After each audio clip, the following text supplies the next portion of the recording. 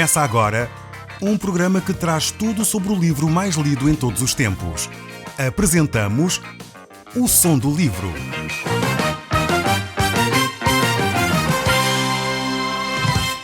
Seja muito bem-vindo. Neste podcast vai encontrar o livro mais conhecido e lido em todo o mundo. Vamos levá-lo numa viagem pela história da humanidade. Este é um audiolivro para si, para a sua família e sociedade em geral. Contextualização e comentários de Paulo Chaveiro. Nós temos estado a olhar para este livro que fala consigo e comigo. Este livro é a Bíblia e nós temos estado a olhar para o Evangelho de São Mateus, que é o primeiro livro do Novo Testamento. Já vimos várias coisas neste livro e estamos a ver o capítulo 8 deste mesmo Evangelho. Já vimos o sermão de Jesus Cristo, o famoso sermão da montanha. Este sermão onde Jesus ensinou os princípios importantes do seu reino. Depois vimos como Jesus viveu imediatamente logo esses princípios que ele havia ensinado. Vimos como ele curou um leproso, como ele curou um paralítico, como ele curou também o servo de um chefe das tropas romanas, de um centurião romano, à distância, porque este homem havia tido muita fé, e Jesus elogiou inclusive a fé deste centurião romano. Vimos também como Jesus vai curar a sogra de Pedro, e assim como muitas pessoas que ali estavam, muitos enfermos que ali estavam, Jesus todos os curou, assim como aqueles que estavam com problemas espirituais, que eram endemoniados, e Jesus a todos libertou de igual modo. Essa atitude de Jesus mostra claramente a autoridade que Jesus tem para viver as verdades profundas que ele havia ensinado no Sermão da Montanha. Dessa forma também ele mostra que ele tem capacidade e poder para o auxiliar a si e a mim, para viver de acordo com estes ensinos que ele havia dado. E estamos agora no verso 18 deste mesmo capítulo, e nele vamos encontrar a pessoa de Jesus a falar às multidões.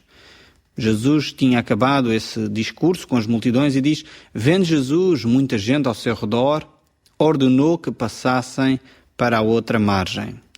Jesus pega nos seus discípulos depois de todo este tempo que ele está com a multidão, tocando as necessidades da multidão, e então afasta-se com os seus discípulos para poder ter um tempo a sós com eles, para poder de alguma forma também repousar. Jesus aqui mostra também o seu poder. Durante esta viagem, durante esta travessia, nós iremos ver o poder que Jesus tem. Mas antes disso, o Evangelho de Mateus não relata todos os milagres, tudo aquilo que Jesus fez. Como era óbvio, o próprio João, o apóstolo, quando escreve o seu Evangelho, no capítulo 20, no verso 30, ele diz: na verdade, fez Jesus diante dos discípulos muitos outros sinais que não estão escritos neste livro. Estes, porém, foram registrados para que creiais que Jesus é o Cristo, o Filho de Deus, e para que, crendo, tenhais vida em seu nome. Então, nem todos os milagres que ocorreram, que Jesus fez, estão registados na Bíblia. Foram registados alguns para que esses mesmos milagres fossem exemplo para desafiar, motivar-nos à fé. Podermos perceber que, de facto, Jesus Cristo era a autoridade máxima e ele não só ensinava grandes verdades, como ele próprio as vivia. Então, voltando ao nosso texto de Mateus, diz assim: vendo Jesus muita gente ao seu redor, ordenou que passassem para a outra margem. Então, aproximando-se dele um escriba, disse-lhe: mestre, seguir-te-ei para onde quer que fores. Mas Jesus lhe respondeu: as raposas têm os seus covis, e as aves dos céus, ninhos. Mas o Filho do Homem não tem onde reclinar a cabeça. Este escriba, talvez um jovem, tivesse ficado impressionado com o poder de Jesus Cristo ao fazer tantos milagres. Talvez ele tivesse ficado de facto assim. E ele estava num dilema: será que iria seguir a Jesus Cristo para continuar a ver as suas ações, para continuar a ver aquilo que ele estava a fazer? Ou como é que ele poderia fazer para continuar a tocar de alguma forma no poder de Jesus Cristo, a ver este poder acontecer? Os escribas eram conhecidos por pessoas que conheciam muito bem a Bíblia. No entanto, a sua prática nem sempre era coincidente com o conhecimento que tinham. Por isso, quando ele disse a Jesus que o seguiria por onde quer que Jesus fosse, Jesus olhou para ele e disse: as raposas têm covis e as aves do céu têm ninhos, mas o Filho do Homem não tem onde reclinar a cabeça. Jesus estava a querer dizer a este escriba que ele não tinha conforto para oferecer, ele não tinha um lugar esplendoroso para oferecer. Era hábito naquela época, e talvez este escriba tivesse pensado dessa forma, que os líderes religiosos viviam em boas casas, tinham um bom conforto, e talvez ele pensasse, bem, sendo Jesus um líder com tantos seguidores, é possível que ele tenha um ótimo sítio para nós repousarmos. E Jesus ataca frontalmente logo a situação e aquilo que preocupava este escriba, que era o seu conforto. Para seguirmos a Jesus é possível que nós tenhamos que fazer opções de vida.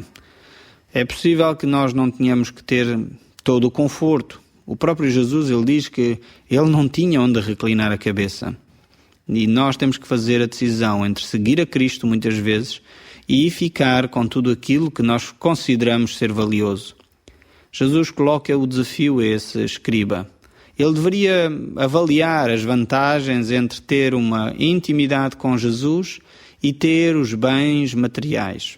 E a decisão, claro, é sempre nossa. Jesus não força ninguém a tomar decisões.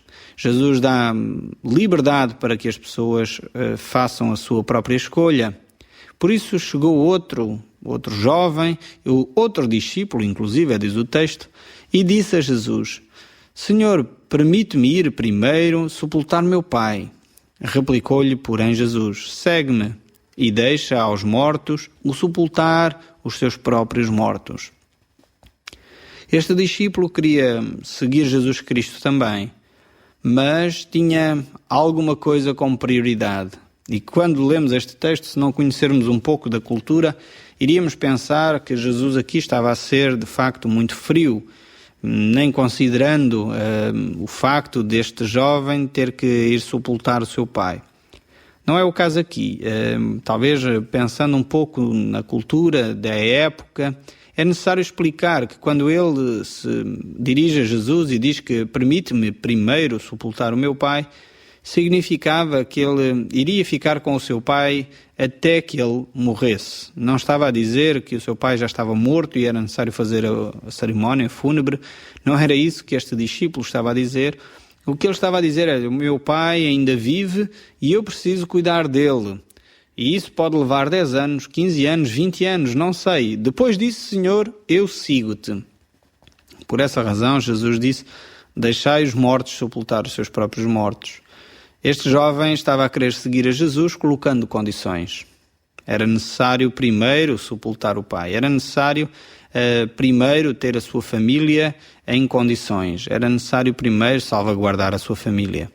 Não era que Jesus não considerasse isso importante. É óbvio que sim. Ele deixa mandamentos claros sobre a família, sobre o facto do marido amar a esposa ser submissa ao seu marido, os filhos obedecerem aos pais e os pais não levarem à ira os seus filhos. Portanto, Jesus Cristo tem a preocupação com a família. Vemos como Jesus, quando Lázaro morreu, também chorou diante dessa situação. Compadeceu-se das suas duas irmãs, que estavam de facto tristes e abatidas diante dessa situação. O problema aqui não era a insensibilidade de Jesus, de forma alguma.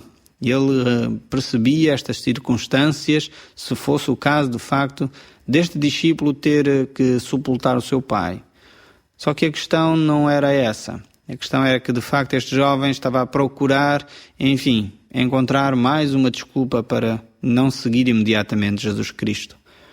E, no entanto, é interessante ver que o texto diz que ele, inclusive, era discípulo de Jesus Cristo.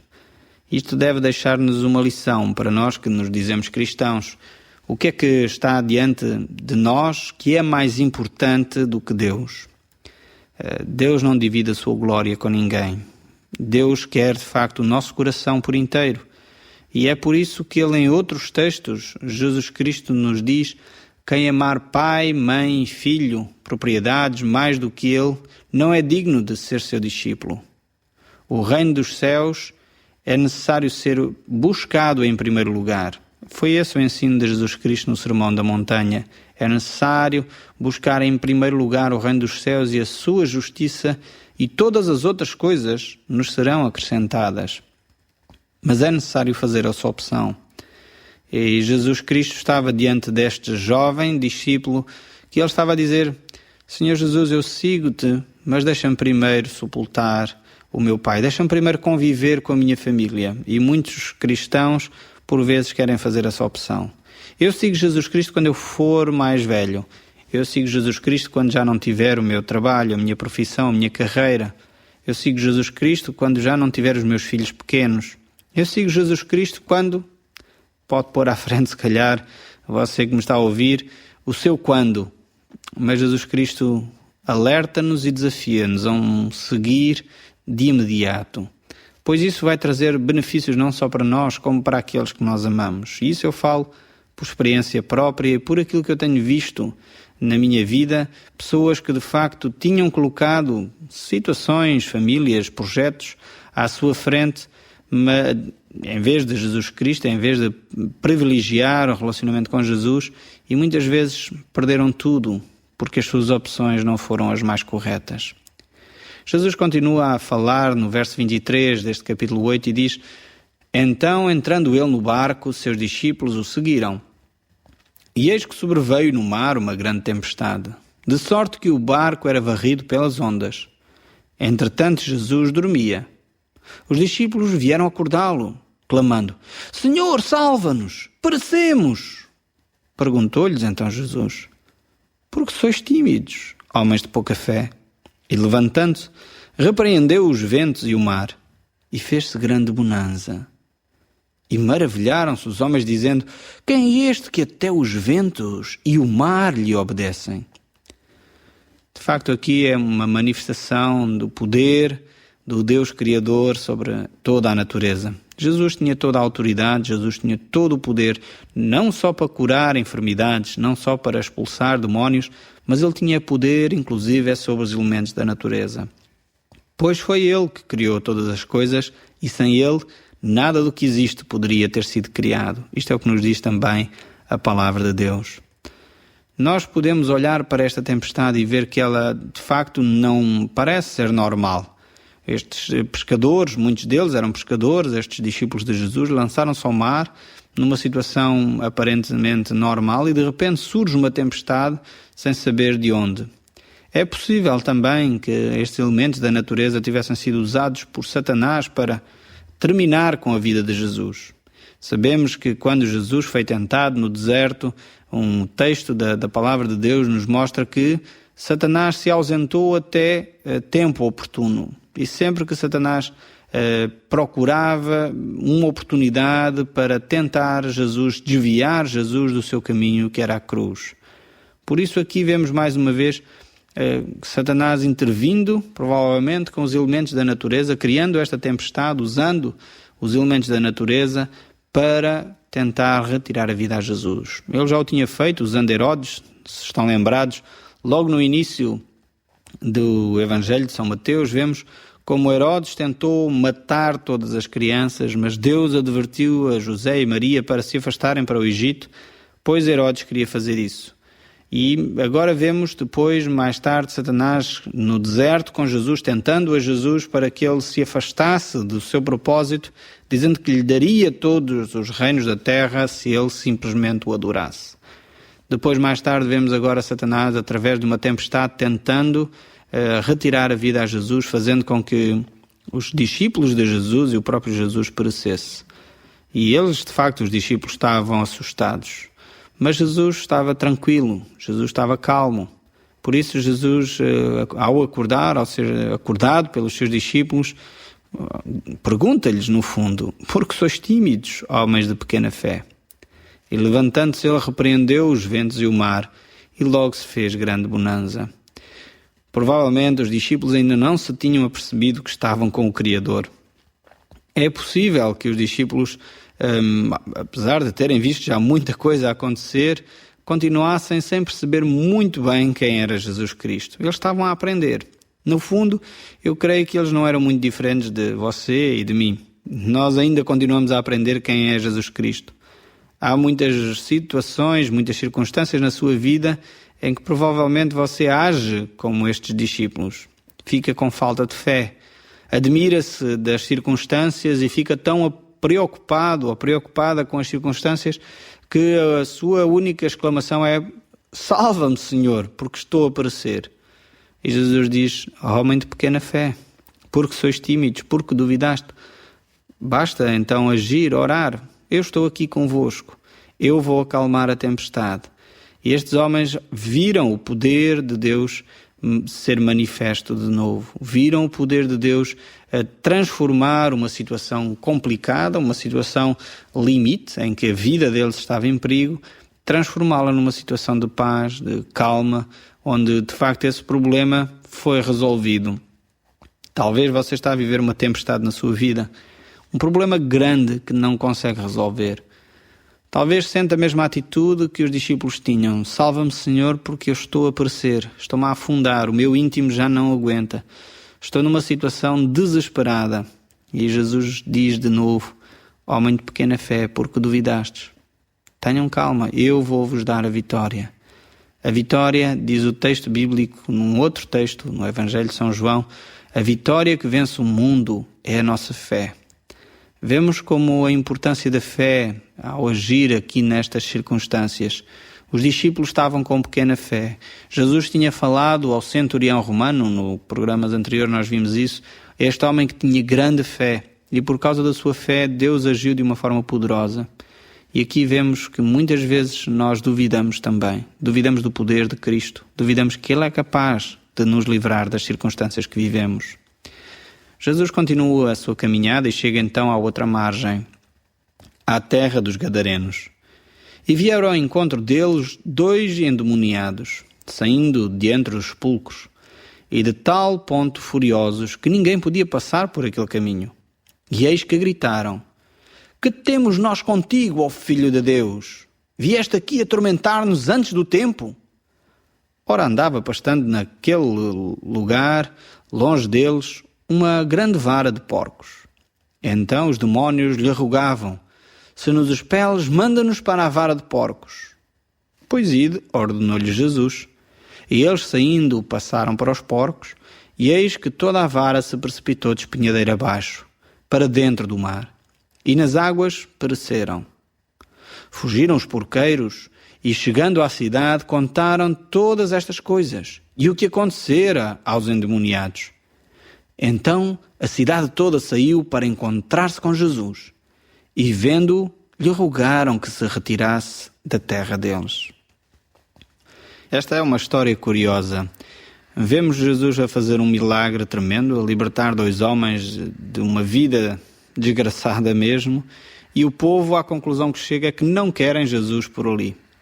Provavelmente porque Jesus teria criado uma crise económica. Ele tinha dado cabo da pecuária lá da zona, fazendo com que aqueles demónios tivessem entrado naquela vara de porcos, e era alguma coisa que Deus já havia condenado. O povo de Israel não deveria produzir, não deveria cuidar destes animais.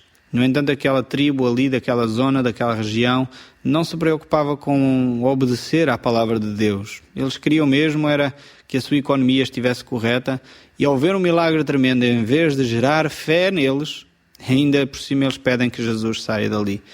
E isto faz-me lembrar muitas pessoas que, diante de situações incríveis, extraordinários milagres que Deus opera, elas ainda dizem: não, eu não quero saber de Jesus. Isto faz-me claramente ver que não é pelos milagres que as pessoas têm fé, mas sim pela relação íntima com Deus e pela palavra de Deus. O texto continua dizendo: entrando Jesus num barco, passou para a outra banda e foi para a sua própria cidade. E eis que lhe trouxeram um paralítico, deitado num leito. Vendo-lhe a fé, Jesus disse ao paralítico: tem bom ânimo, filho, estão perdoados os teus pecados. Mas alguns escribas diziam consigo: este blasfema. Jesus, porém, conhecendo-lhes os pensamentos, disse: porque cogitais o mal nos vossos corações? Pois qual é mais fácil dizer: estão perdoados os teus pecados, ou dizer: levanta-te e anda? Ora, para que saibais que o Filho do Homem tem sobre a terra autoridade para perdoar pecados, disse então ao paralítico: levanta-te, toma o teu leito e vai para a tua casa. E levantando-se, partiu para a sua casa. Vendo isto, as multidões possuídas de temor glorificaram a Deus, que dera tal autoridade aos homens. De facto, as pessoas não percebiam ainda quem era Jesus Cristo. E Jesus queria mostrar a estes conhecedores da lei, conhecedores da Bíblia de então, do Velho Testamento, a estes religiosos, quem Jesus na realidade era. Eles sabiam perfeitamente que só Deus podia perdoar pecados. E agora Jesus diz: o que é mais fácil para mim? Perdoar pecados ou dizer levanta-te e anda? E para que saibam que eu tenho autoridade para perdoar pecados, ou seja, Jesus estava a dizer, para que saibam que eu sou Deus, eu vou dizer levanta-te e anda. É exatamente igual para Jesus, uma coisa ou outra. Ele tem todo o poder e toda a autoridade. E era necessário que isso fosse manifesto. Por isso as pessoas que estavam ali glorificaram a Deus. E este é sempre o objetivo. Se de alguma forma você está a ver alguém que fala em nome de Deus, que de alguma forma faz coisas em nome de Deus, mas a glória final não é para Deus, questione se de facto essa pessoa está a agir em nome de Deus. Sempre vemos que a atitude de Jesus conduzia as multidões a adorar a Deus. E é isso que deve acontecer quando alguém age em nome de Deus. Não deve querer glória para si, fama para si, nome para si, mas a honra e a glória deve ser dada sempre ao nome de Deus. Partindo Jesus dali, viu um homem chamado Mateus, sentado na coletadoria, e disse: segue-me. E ele se levantou e o seguiu. Este homem estava a trabalhar, estava no seu trabalho, e ele age com Jesus Cristo. Jesus diz: segue-me, e ele não levanta desculpas. Nós já tínhamos visto, ainda há pouco, 2 homens que levantaram desculpas para seguir Jesus. Mateus aqui levantou-se e seguiu imediatamente a Jesus Cristo. Sucedeu que, estando ele em casa à mesa, muitos publicanos e pecadores vieram e tomaram lugares com Jesus e os seus discípulos. Ora, vendo isto, os fariseus perguntaram aos discípulos: por que come o vosso mestre com os publicanos e pecadores? Mas Jesus, ouvindo, disse: os sãos não precisam de médico, e sim os doentes. Ide, porém, e aprendei o que significa misericórdia quero e não holocaustos, pois não vim chamar os justos, e sim os pecadores ao arrependimento. Mateus, ao seguir Jesus Cristo, logo ele prepara um banquete para Jesus com todos aqueles que estavam, no fundo, a cobrar impostos também. Mateus não tinha uma profissão lá muito bem vista. Ele cobrava os impostos aos judeus para entregar o dinheiro aos romanos. E Jesus, mesmo assim, toca a vida deste homem e diz: segue-me, Mateus. E ele logo deixou tudo e o seguiu. Os religiosos da época ficaram muito admirados. Eles não pensavam que seria possível alguém que estava ao serviço dos romanos poder-se ser um bom religioso. Mas Jesus não olha para o exterior, Jesus olha para o coração. E Mateus, de facto, mudou de atitude e mudou de vida. Não só ele mudou, como convidou todos aqueles que lidavam com ele para estar com Jesus. E Jesus percebia que quem precisa dele são aqueles que reconhecem a sua miséria, reconhecem o seu pecado. Por isso Jesus disse aos religiosos da época: ide, porém, e aprendei o que significa misericórdia quero e não holocaustos, pois não vim chamar os justos, e sim os pecadores ao arrependimento. Se você se identifica com este discurso de Jesus e se sente arrependido pelo seu pecado, entregue a sua vida a Jesus agora mesmo. Nós iremos continuar a falar sobre o poder de Jesus no próximo programa. O Som do Livro, uma produção da Rádio Transmundial de Portugal.